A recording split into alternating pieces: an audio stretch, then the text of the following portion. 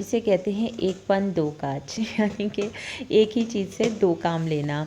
ये आइसक्रीम का टब था, खाली हो चुका था, तो मैंने अब इसको एज अ स्टोरेज यूज़ किया है और इसमें मैंने आज दही जमाया है। और सर्दियाँ आ गई हैं, सर्दियों के साथ साथ हरी हरी सब्जियाँ भी आ गई हैं। रंग बिरंगी सब्जियाँ, टमाटर बहुत अच्छे आए हुए थे। गो के थोड़े महंगे हैं, अब महंगे क्या सस्ते क्या, 100 से नीचे कोई भी चीज़ नहीं है, जो भी चीज़ है वो 100 से ऊपर ही ऊपर है। तो खैर मैं सारी चीज़ें लेकर आई थी, तो मैंने कहा चलें मैं आपके साथ शेयर करती हूँ, शायद कि कोई टिप आपके काम आ जाए। लहसुन को मैं इस तरह से पानी में भिगो के छोड़ देती हूँ, गर्म पानी में थोड़ी देर छोड़ दें आप, आधे पौन घंटे में बहुत आसानी के साथ लहसुन छिला जाते हैं। और हाथ से जो स्मेल आती है, अगर हैंड सैनिटाइज़र है तो उससे हैंड वॉश कर लें, नहीं तो पेस्ट, और अगर पेस्ट भी नहीं है, माउथ वॉश है तो माउथ वॉश से कर लें, या फिर थोड़ा सा हाथ में नमक लगाएं और सिरका लें और रब कर लें हाथ से, सारी लहसुन की जो स्मेल है वो ख़त्म हो जाती है। लेकिन सबसे बेस्ट टिप है कि आप थोड़ा सा हैंड सैनिटाइज़र हाथ में रब करें, जैसे मीट वगैरह भी वॉश करते हैं या मछली वॉश करते हैं, फ़िश जो होती है, तो हैंड सैनिटाइज़र से फ़ौरन इसकी स्मेल चली जाती है। और मैंने टमाटर बहुत सारे लाए थे, तकरीबन किलो से ऊपर ही है ये, तो मैं तो इसी तरह से इसकी प्यूरी या पेस्ट बना के रख लेती हूँ, मुझे बहुत आसानी रहती है। और ज़्यादा टमाटर भी ले आओ तो कोई मसला नहीं है, मतलब उसके ख़राब होने का कोई डर नहीं होता। पहले मैं पूरा पूरा टमाटर ऐसे फ्रीज़ कर लेती थी वॉश करके, लेकिन फिर मुझे ये हुआ कि हो सकता है इसके अंदर कीड़े हों, तो वो भी पता चला साथ में ही फ्रीज़ हो गए। तो अब मैं उसको बाकायदा काट के चेक कर लेती हूँ, और वैसे होते नहीं हैं, लेकिन फिर भी आप मेक श्योर तो ख़ुद को कर लेना तो अच्छी बात है। और इस तरह से आइस क्यूब की जो ट्रे होती है डिफरेंट साइज़ेस में मिल जाती है, मेरे पास ये थोड़े बड़े साइज़ में है, मैंने ख़ास के ही ली है, जिसमें मैं तकरीबन जैसे 2 से ढाई चम्मच एक टमाटर का जो क्यूब है वो बन जाता है। तो जितनी क्वांटिटी आपको चाहिए उस हिसाब से आप क्यूब्स ले सकते हैं, ले लें और अपनी काम को आसान करें। अदरक को मैं छुरी से नहीं छीलती, बल्कि स्पून से हल्के हल्के खुरच देने से जो है ना, अदरक के जो ऊपर का छिलका है ये आराम से उतर जाता है।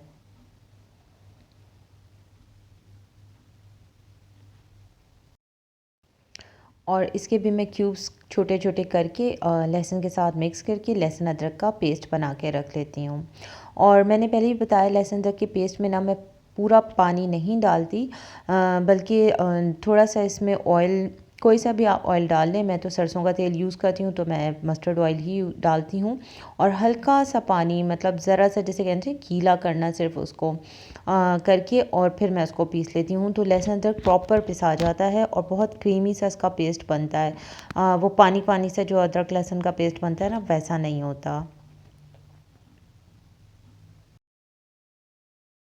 जब पिछले हफ्ते जब मैंने अदरक लहसुन पीसा था तो मुझसे ज़्यादा पिसा गया था, तो जो मेरा जार के अलावा बचा था ना, उसको मैंने फ्रीज़ कर दिया था, तो वो मुझे बहुत ही अच्छा ये आइडिया लगा। तो अब जब मैं लहसुन अदरक लाई थी तो मैंने उसको सब पीस के और इस तरह से क्यूब्स में बना के फ्रीज़ कर दिया। और मैं मटर भी लेकर आई थी, बहुत ज़्यादा नहीं लाई थी, तकरीबन केजी था ये मटर। आधा मैंने पहले ही छीला था और आधा अभी मैं छील रही थी, क्योंकि ये सारी चीज़ें ना, जैसे सब पत्तों वाली सब्ज़ी है या मटर है, ये सब बहुत टाइम कंज्यूमिंग सब्ज़ियां हैं कि आप इनको बनाने में बहुत टाइम लगता है। तो जब मैं लेकर आती हूँ, मैं इसको इसी तरह से फ्रीज़ नहीं कर देती और ना फ्रिज में रखती हूँ, क्योंकि वो तो फलियाँ हैं, ख़राब हो जाती हैं फ़ौरन। तो इस तरह से छील कर और मटर के दानों को थोड़ा सा पानी बॉयल करके उसके अंदर जब उबाल आ जाए, बस एक दफ़ा में आपने इसका एक ऐसे एक उबाल लेना है और बस इसको ड्रेन करके ठंडा होने के लिए रख दें, फिर जिपलॉक में करके फ्रीज़ कर लें। और फूल गोभी भी ऐसी ही सब्ज़ी होती है, अगर मैं इसको फ्रिज में रख दूँ ना, तो इसके ऊपर से ख़राब, अगर 2-3 दिन के अंदर आपने नहीं पकाया तो वो ऊपर से ख़राब होने लगती है। तो मैं फूल गोभी भी इसी तरह से इसको काट के और फिर फ्रीज़ कर देती हूँ, ताकि जब मुझे पकाना हो तो फट से बस फ्रीज़र से निकाला और अपने झटपट से सब्ज़ी तैयार कर ली। क्योंकि काटने छीलने में बहुत टाइम किचन में चला जाता है, फिर आपके और काम बड़े जो है ना वो सफ़र करते हैं। एटलीस्ट मैं इसको फ़ील करती हूँ कि मेरे साथ तो यही होता है। तो मुझे ये बहुत हैंडी लगता है कि जिस दिन आप सब्ज़ियाँ लेकर आएँ, फ्रेशली ही उन सब्ज़ियों को आप स्टोर कर लें, तो आपके लिए आसानी हो जाती है। और फूल गोभी को भी मैं जो हूँ ना, वो हाथ से उसके सारी डंठल अलग कर लेती हूँ, उनको छुरी से नहीं करती, क्योंकि बड़ी अजीब बहुत ज़्यादा जैसे मैशी मैशी सी हो जाती है, तो मैं उसको हाथ से तोड़ लेती हूँ, तो फूल एक एक फूल अलग अलग रहते हैं। और ये देखिए मटर भी मेरे इस तरह से मैंने स्टेनर में कर लिया। ये थोड़े से नरम भी हो जाते हैं और इनका कुकिंग टाइम भी जब पकाने के टाइम पे कम हो जाता है और कलर चेंज नहीं करते। तो जब ये ठंडे हो जाएंगे मैं इनको ज़िप लॉक में करके रख लूँगी। और सेम उसी प्रोसीजर से मैंने पानी बॉयल करके उसमें नमक डाला और एक जो है वो बॉयल फूल गोभी को दे दिया। अच्छा, फूल गोभी में ना इस तरह से करने का एक फ़ायदा ये होता है कि अगर फूल गोभी में कीड़ा हो, जैसे कि गोभी वगैरह में होता है कीड़ा, तो वो अगर आप इस तरह से बॉयल करते हैं ना, वो एकदम से ऊपर आ जाता है। तो ये चीज़ें काम करने से और बार-बार प्रैक्टिस करने से हर दफ़ा एक नया तजुर्बा होता है। तो इसीलिए मैंने सोचा कि चलें मैं आपके साथ शेयर कर लेती हूँ, हो सकता है आपको भी इससे कोई आइडिया मिल जाए और आपकी भी हेल्प हो जाए। और इसको गरम-गरम आपने फ्रीज़र में नहीं करना, स्टेनर में मैं रख दूँगी, थोड़ी देर में ही ठंडा हो जाता है, बस फिर आप ज़िप लॉक जो है वो उसमें करके रख दें। तो जब मिक्स सब्ज़ी बनानी हो या खाली गोभी आलू की सब्ज़ी बनानी हो, तो बहुत आसानी के साथ कम टाइम में आपकी कुकिंग हो जाती है।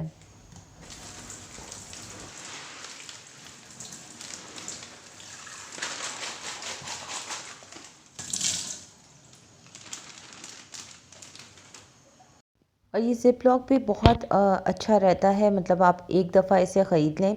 350 का पैक है जिसमें 50 पाउचेज़ इस तरह से होते हैं और ये रीयूजेबल भी होता है कि मतलब ये जब ख़ाली हो जाए तो आप इसको हल्का सा वॉश कर लें और सुखा के फिर आप इसे रख लें और दोबारा भी यूज़ कर सकते हैं।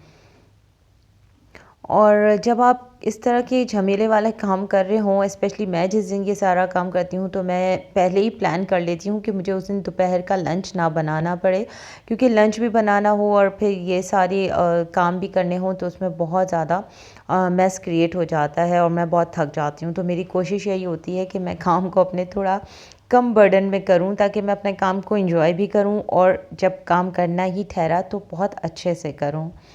तो ये मैंने दाल जो थी मेरी, आज दोपहर का खाना मेरा पूरा लेफ़्ट ओवर था। मेरी कल की दाल थी जिसको मैं, अच्छा, मेरी कोई भी चीज़ जब बचती है ना, तो मुझे अगर उसको फ़ौरन यूज़ जैसे दूसरे दिन यूज़ नहीं करना तो मैं फ्रीज़ करती हूँ, क्योंकि जब आप फ्रीज़र कर देते हैं किसी चीज़ को, कोई डिश वगैरह को, तो वो वहीं पे उसकी जो कुकिंग प्रोसेस है वो रुक जाता है। और फ्रिज में ये होता है कि अगर आपने उसको सेकेंड डे यूज़ नहीं किया तो फिर उसमें बैक्टीरिया बनने लगता है और फिर वो अपने टेस्ट से उतर जाती है। तो मैंने इसको फ्रीज़र से निकाल के सुबह में फ्रिज में रख दिया था और फिर अभी मैंने इसको सॉस पैन में सिर्फ तड़का लगा लिया है। और चावल मैंने बॉईल किए थे, इसमें मैंने थोड़ा सा बटर ऐड किया है ताकि वो आपस में जुड़े नहीं।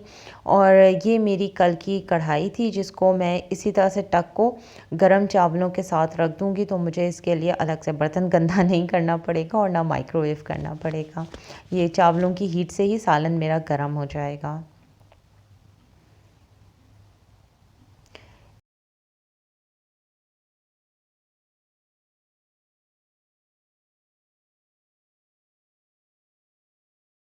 और अगेन वेलकम बैक। खाने के बाद जो है मैंने रेस्ट टाइम लिया था और अभी असर का टाइम है। मैंने सारी पत्तों वाली सब्जियां भी जो हैं इनको दोपहर में बना लिया था। और मेथी को मैं छुरी से काटती नहीं हूँ, बस इसके मैं पत्तियां अलग कर लेती हूँ, क्योंकि मुझे ऐसा लगता है कि काटने से ना इसमें कड़वाहट बढ़ जाती है, क्योंकि मेथी ऑलरेडी कड़वी होती है थोड़ी। और मुझे मेथी को मिक्स करके नहीं बनाना था, सिर्फ मेथी आलू बनाना था, तो मैंने इसको अलग से बना के, यानी कि उसकी पत्तियां अलग कर ली हैं।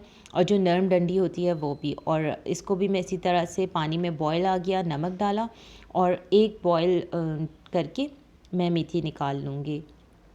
तो मेथी के अंदर भी जितनी भी मिट्टी वगैरह है वो भी, जो धुलने में नहीं निकली, वो भी अभी निकल जाएगी और मेथी भी फिर मेरी वॉश हो जाएगी। और इसको भी मैं स्टेनर में डाल के थोड़ी देर के लिए ठंडा होने के लिए छोड़ दूँगी, फिर उसके बाद मैं इसको ज़िप लॉक करके फ्रीज़ कर दूँगी।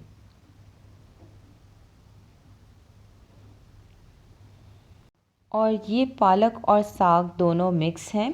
इनको भी मैंने वॉश कर लिया है और सेम उसी प्रोसीजर से मैं इसको भी 1 चम्मच नमक डाल के पानी में बॉईल आ जाएगा और मैं इसको बॉईल कर लूँगी। बहुत ज़्यादा देर बॉईल नहीं करना, बस एक उबाल आना है और ताकि इसकी जो मिट्टी है वो नीचे बैठ जाए और पालक आपकी बिल्कुल साफ़ हो जाए।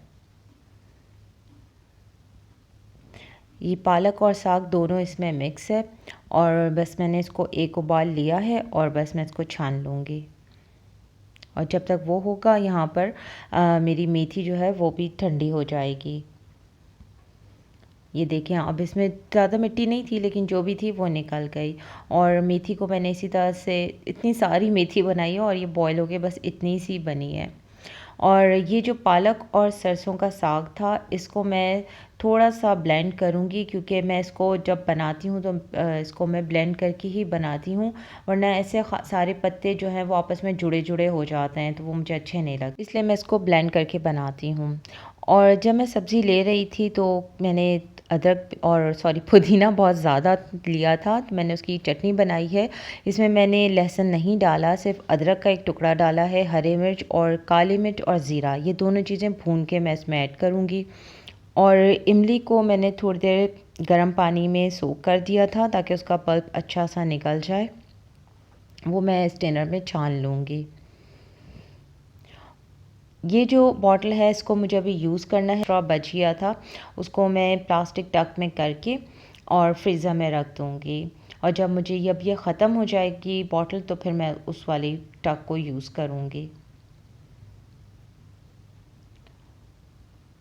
और इसमें मैंने थोड़ा सा नमक डाला है और 1 चम्मच के करीब गुड़ डाला है। गुड़ या शुगर जो आप ले सकते हैं, वैसे मैं रेगुलरली गुड़ ही यूज़ करती हूँ, ब्राउन शुगर भी यूज़ करती हूँ तो मैंने वही ऐड किया है। और थोड़ा सा सरसों का तेल।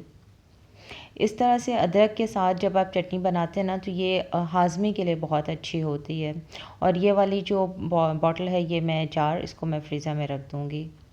और ये सारा काम कंप्लीट करने के बाद जो है ना सबसे आखिर में सबसे इम्पोर्टेंट काम है क्लीनिंग का, तो वो भी मैंने कंप्लीट हो गया था।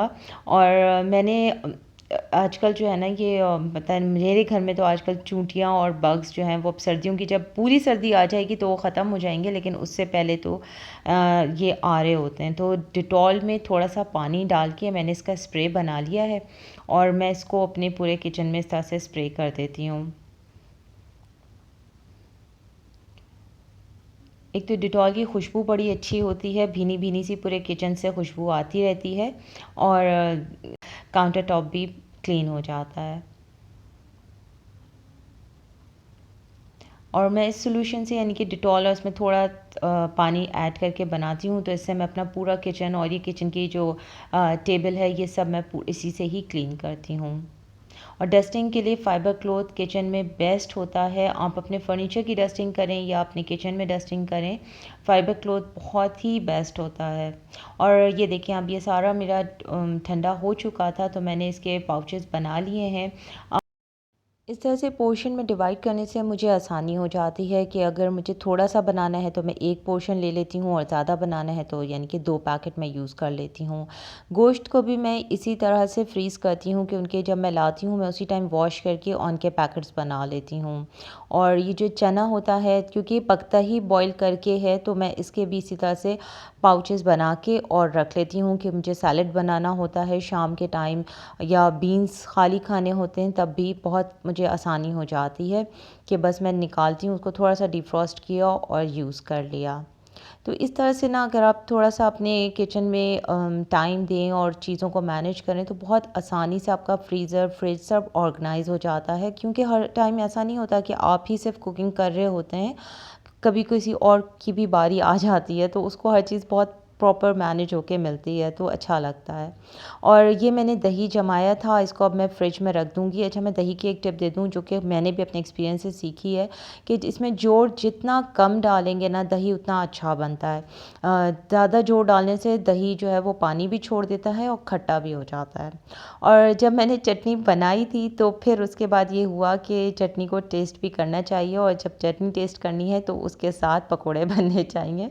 तो ये मैं अब तकरीबन 8:30 का टाइम है और मैं इस टाइम बना रही थी। और इसमें मैंने थोड़ा सा राइस फ्लावर डाला है, इनके चावल का आटा और बेसन, भुना ज़ीरा, भुना धनिया पीस के, और कुटी लाल मिर्च ये भी भुनी हुई है, और साथ में हल्दी, नमक, ये सारी चीज़ें ऐड की हैं, और थोड़ा सा सरसों का तेल। इससे थोड़े से ना पकोड़े सॉफ्ट भी बनते हैं और क्रिस्पी भी रहते हैं, यानी कि अंदर से अच्छे सॉफ्ट होते हैं, ऊपर से क्रिस्पी हो जाते हैं। और इसको जो फिर हमने चटनी के साथ खाया, पिया, हज़म किया। और उम्मीद करती हूँ कि आप लोगों को मेरा व्लॉग अच्छा लगा होगा। कुछ भी अच्छा लगा हो उसे ज़रूर ट्राई कीजिएगा, अपनी दुआओं में याद रखिएगा। जहाँ रहें खुश रहें, आबाद रहें, हंसते मुस्कुराते रहें। इंशाल्लाह नेक्स्ट व्लॉग में मुलाकात होगी, तब तक के लिए अल्लाह हाफ़िज़।